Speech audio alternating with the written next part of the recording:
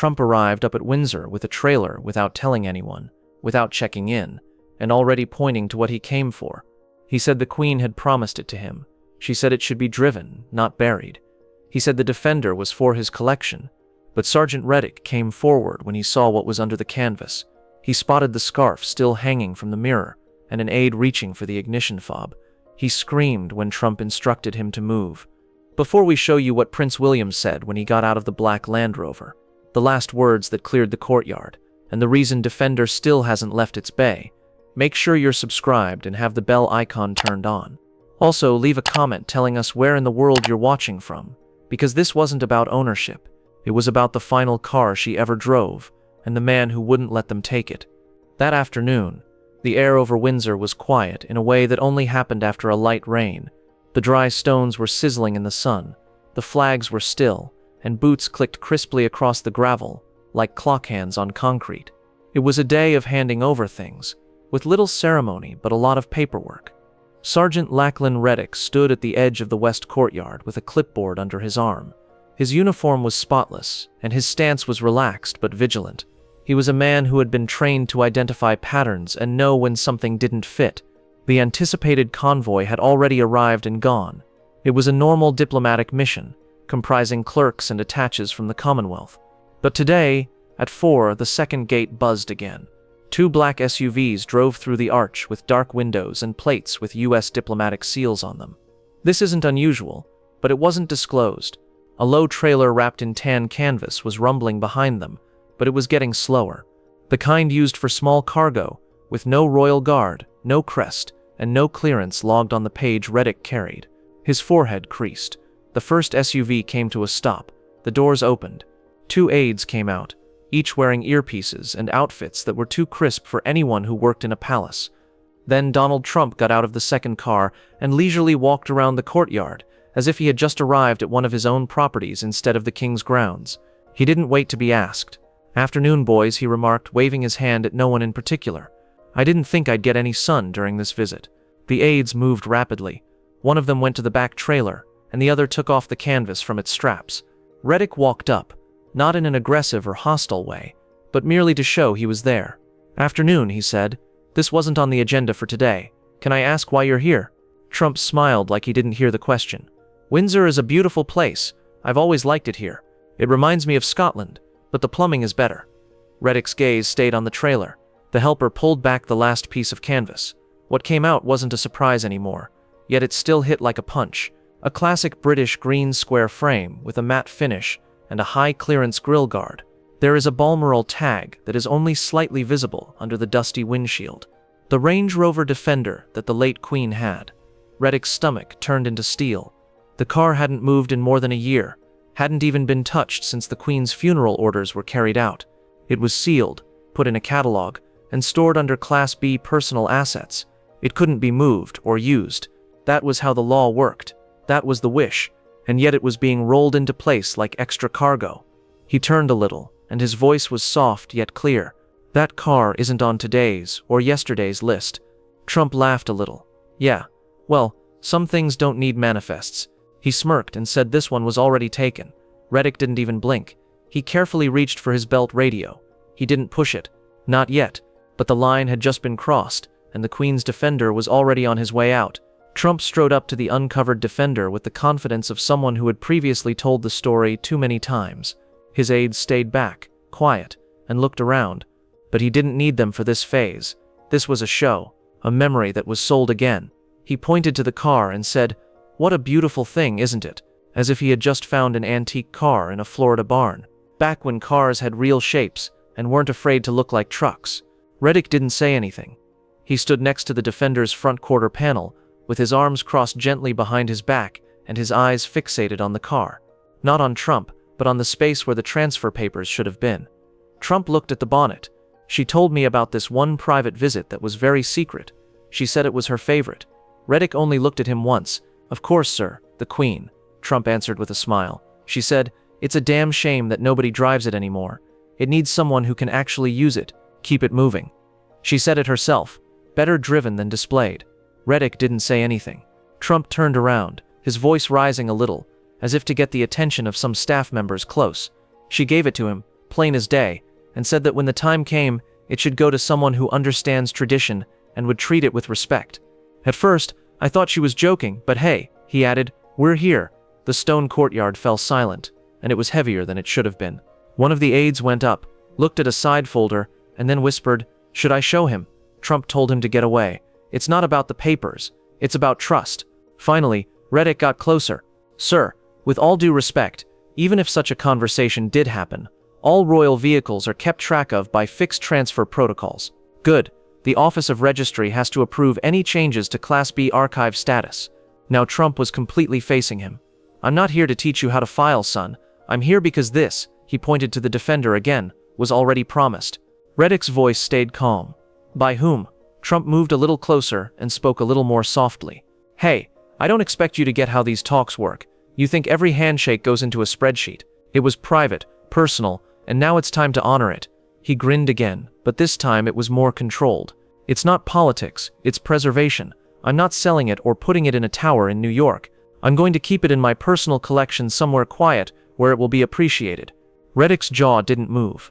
Trump laughed and said, it already is. Come on, it's been sitting in the garage for a long time. I'm doing everyone a favor. Then, as if he didn't care about the uniforms, he said, you're just the logistics guy, not your call to make. Reddick's eyes didn't move, but deep inside, something had just clicked into place. As Reddick walked through the North Annex, past the brass-etched plaque of vehicle memorial possessions, and into the archive room, the sound of his boots bounced off the marbled floor. The light here seemed cold and antiseptic. There were no windows, no ceremony, just steel cabinets, catalog drawers, and biometric terminals on the walls. He typed in his clearance and went through the frosted door that said Intactive Asset Logs, Royal Transport. He took a slow, deep breath as the door hissed shut behind him. The Range Rover was real. He had felt its frame, seen the tags, and it was moving. He typed in the archive code, WRD194, by hand at the main terminal. It took a while for the system to reply. The file then loaded.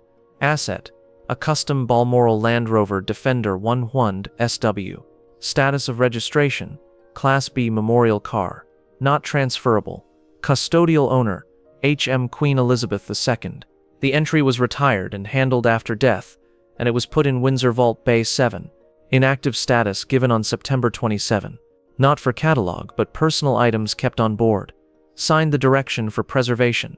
Prince William of Wales's signature is on file. What are the prerequisites for transfer? None. Reddick looked at the screen. No room for doubt. No gaps. The Defender was not only locked up, it was deemed holy and safeguarded by the archive decree. The name at the bottom meant more than ink. Prince William had signed the late Queen's last will and testament, taking the car out of circulation for good. He kept scrolling. There was nothing in the logs that revealed an override or exception. There was something else, though. A remark written by hand, not by the system. 3 entries below, dated 2 weeks after the Queen's death. Vehicle contains personal diary, walking maps, and sealed correspondence. Contents unarchived per family request. Do not disturb. Reddick's throat got constricted. This wasn't simply an automobile.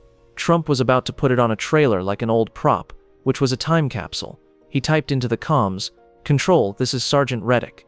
Please confirm right away. Is WRD194 scheduled for extraction today?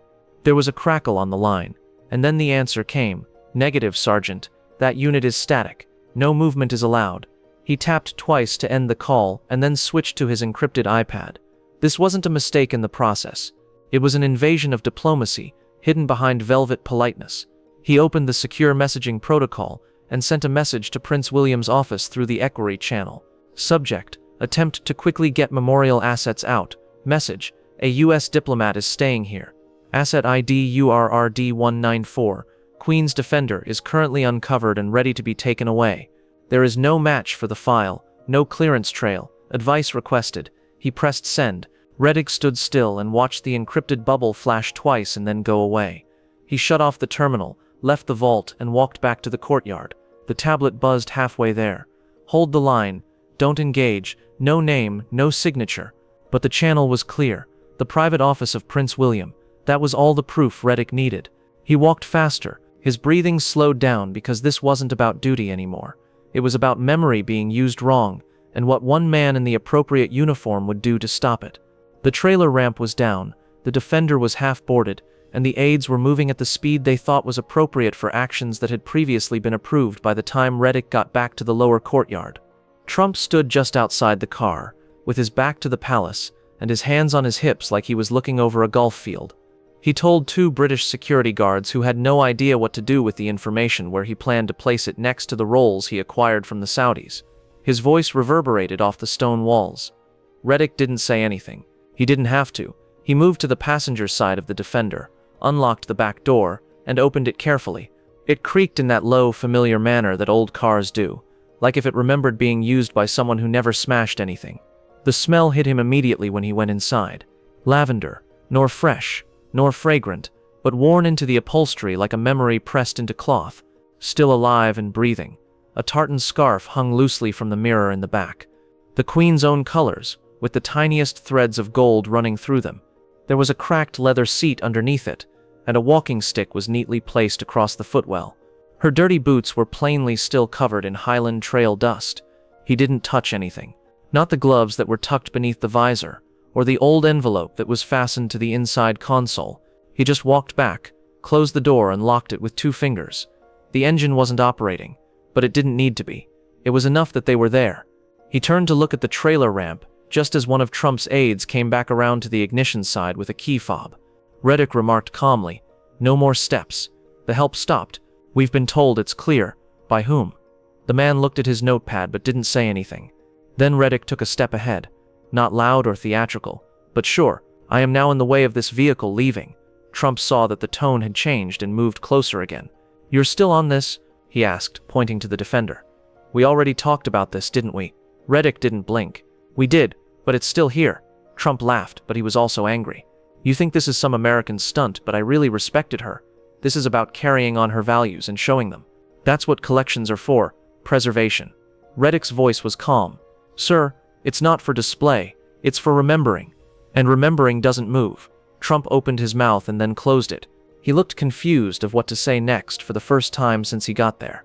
Reddick turned a little bit and stood just in front of the trailer's open gate. His boots were on the edge of the ramp, and his hands were still behind his back. He didn't shout.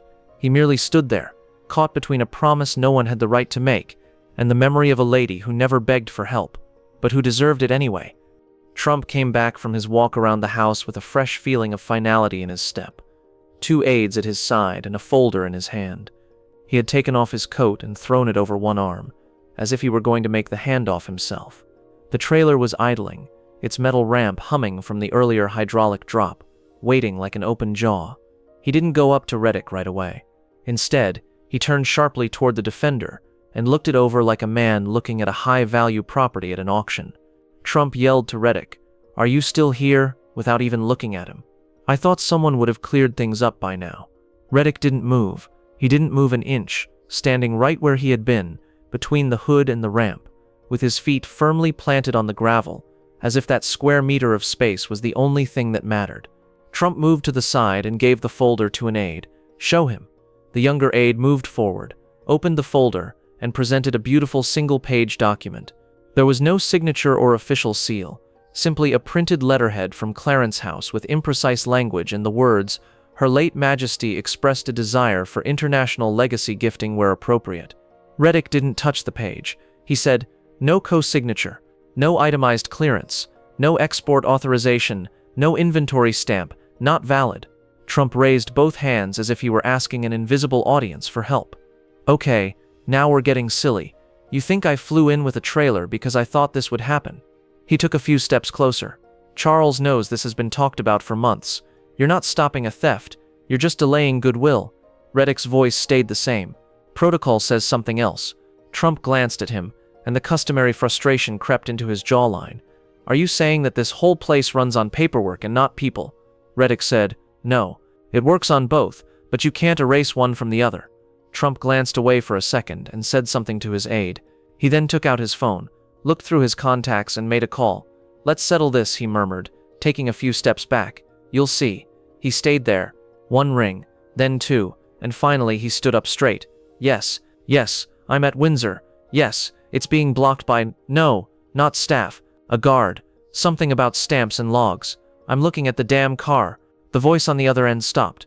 Not at all what he was expecting. His smile went away a little. Uh-huh.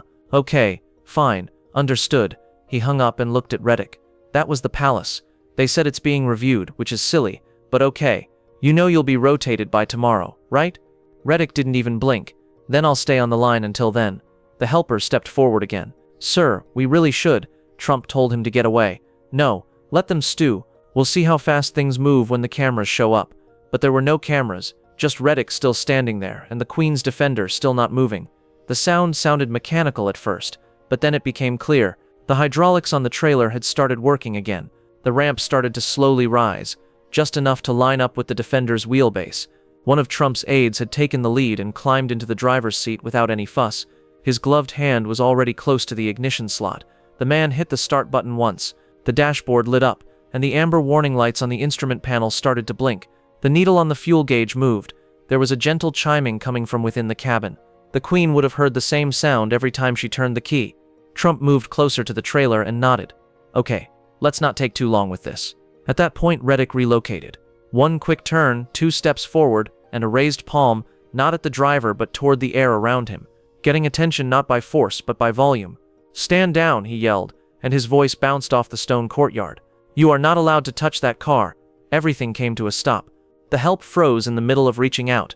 The driver of the trailer's winch controls looked up, surprised. A group of staff members on a tea break nearby turned at once. Their cups stopped in midair, and Donald Trump, whose face was red from stress, turned swiftly toward Reddick. Are you really yelling at a former president of the United States? He questioned, his voice a mix of incredulity and ego. Reddick didn't even blink. No, sir. I'm yelling at the man who is trying to take the last thing she drove. There it was. The courtyard was quiet, not the smooth, peaceful weight of doubt, but the hefty pause of something that can't be changed. A few tourists who were walking past the south gate saw the standoff and stopped, realizing that it was too charged to ignore. For the first time, Trump blinked. Not sure. You don't know everything. I know enough, Reddick said, his voice softer and more controlled. I know there isn't any paperwork, approval, or transport manifest. No one on this side of the palace has confirmed anything. Trump tried to make a joke, but it didn't work. Do you really think I need a manifest for a gift? Reddick stepped forward and was now completely between the Defender and the ramp. It's not a gift if no one gave it, Trump spoke, then stopped talking. He told his helper to stop trying to start the car. One of the younger guards nearby went closer, not sure what to do, and waited for orders. But Reddick raised a hand. Nothing else to do. He never took his eyes off Trump. Reddick stated, this isn't about legacy collections, handshake memories, or whose coat of arms gets put on a garage plaque in Florida. It's about remembering, and remembering doesn't leave by trailer. Trump turned around and saw that everything in the courtyard had stopped moving. It felt like even the birds in the beams above had stopped. No one in the aids spoke. No one at the gate moved. The Defender sat quiet behind him, and the sun shone off the hood just enough to show the faint outline of a woman's tartan scarf still hanging from the rearview mirror. And at that moment, Trump, who was used to being in charge of rooms, was alone. He wasn't defeated, but he wasn't in charge anymore. Before the engine started, the gravel made a soft crunch. There was no diesel thrum from a trailer, no whisper from ceremonial Jaguars, just a black Land Rover slowly going through the inner gate with no escort, no diplomatic flags, and no horn to clear the way. At first, Trump didn't see it. He was walking about with his phone in his hand, in the middle of a call, trying to get in touch with someone at Clarence House who could help. His aides stood close to the trailer, not willing or able to make the next move. Reddick stayed right where he was, boots remaining on the ground, eyes steadfast, and body between the Defender and the exit. The door to the Land Rover then opened. Prince William went out without fanfare, wearing a dark field coat, leather gloves, and plain pants. He wasn't trying to show off. He was trying to be precise. There was no help behind him, and no herald in front of him. He went forward, not quickly or slowly, but steadily toward the car, the standoff, and the question that no one had the guts to answer. Finally, Trump noticed him and stood up straight. "Ah, William," he said, waving his hand in salutation. "I didn't know you were in town." William kept going. "I think there's been a bit of a misunderstanding," Trump said as he stepped closer, still holding the phone in one hand. "You remember our talk about the old Landy? She told me herself that it should come with me one day, and that it belonged in a place that knew how to honor it." William stopped only once next to the back quarter panel of the Defender. The edge of the bumper touched his glove. Then he turned to look directly at Trump. He said something like, "But I remember what she told me to protect." William didn't give Trump a chance to speak. "She told me not to let this become a token, not to let memory be put in a box and shipped like a crate of silver. That was all she said." Trump really did look bewildered now. "She said it should keep moving," she said. William nodded once. "It is just not away from here." He then looked to Reddick, and the sergeant stood up straight and said nothing. William said calmly, "You did the right thing." Trump's jaw got tight. "William, look, I thought this was settled when I got here. Your office didn't say anything. Charles knew about it. I flew in for this." William didn't say anything. He turned to the driver of the trailer, who had stopped in the middle of his checklist and was still holding a clipboard. Trump tried again, this time with a gentler voice, almost begging. "That's all this is. Preservation. You know I'd take care of it better than letting it rot in some porkerd." William softly cut him off by saying, "It's not rotting, it's resting." There was a pause. Trump's shoulders fell a little. He stared at the Defender one last time before turning back to William. William's answer was barely above a whisper. "This is a mistake." "No, it would have been." He looked back at the driver of the trailer. "Go away," he stated in a flat voice. "The dude didn't do anything." William's voice didn't get louder, but the weight behind it hit home. "Now." The driver nodded once, moved back, and started to raise the ramp. An aide came up to Trump and whispered something hurriedly. The folder was closed once the papers were gathered. No more words were given. No one asked about the command. William didn't stay. He nodded once at Reddick. One soldier talked to another, and then he walked back the way he came. No staying, no follow-up. He didn't have to explain. He had fixed what the protocol couldn't, and this time, Trump didn't have anything to say. The sun was starting to set on the west side of the castle.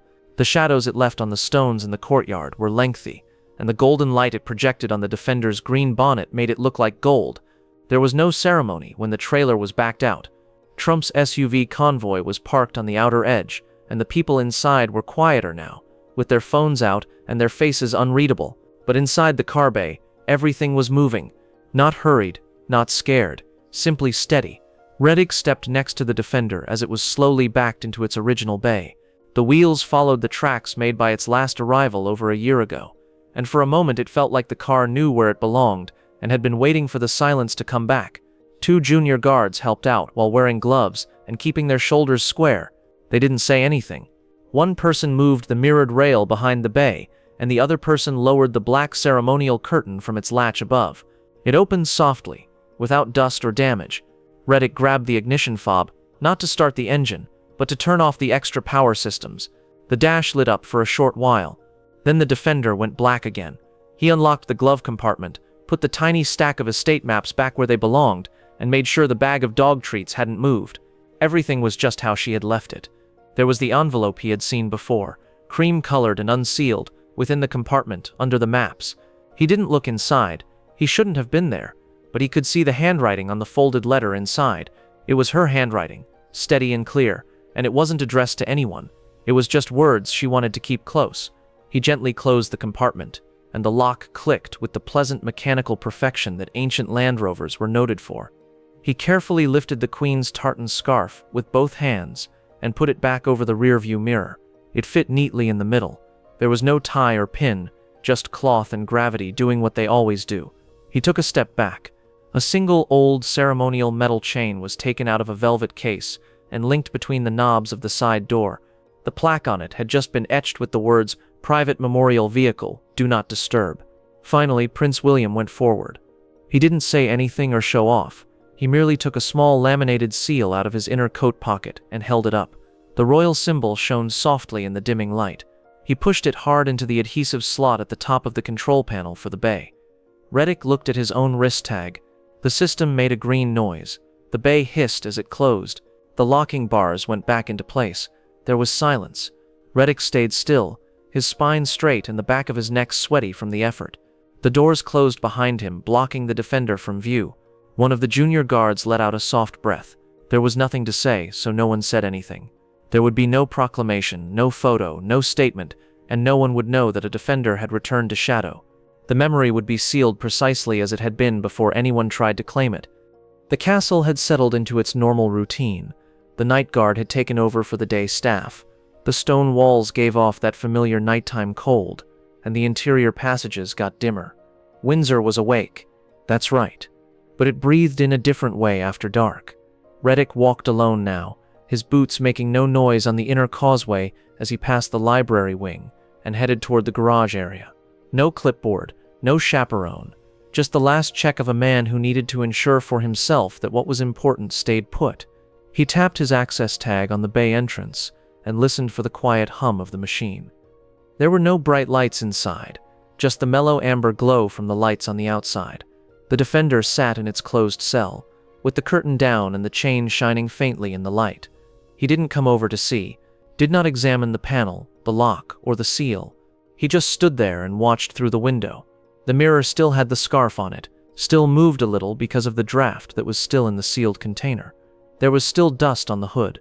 The Highland dirt, which had faded but was still there, was still on the wheel arches. He took one more breath and then turned. His footsteps made a gentle sound as he walked back into the hallway. Past the indicated bays, cars originally owned by kings and queens who are now dead, Daimlers, Bentleys, and ceremonial Rolls-Royces, all parked in place, history in a glass case. But none of them had what this one had. None of them had drawn a line on the gravel, and none of them had needed a guard to shout to protect the quiet. Reddick got to the edge of the courtyard. The mist had begun to come in from the river, curling low over the stone as if it understood how far it could go. He stopped again, not to think, not to remember, but to make sure. Not even a president, not even a favor, not even pressure had changed the Queen's mind. It was still here, just like she had left it. Should President Trump have been able to take the Queen's Defender? Did Sergeant Reddick go too far when he yelled? And if you were Prince William, would you have let him stay? If you think some things should never be said, tap the like button. To make sure you don't miss the stories they want to keep secret, make sure you subscribe and turn on the bell symbol. And if you know someone who still recalls the Queen driving, send them this video, and we'll see you again tomorrow at the same time, right?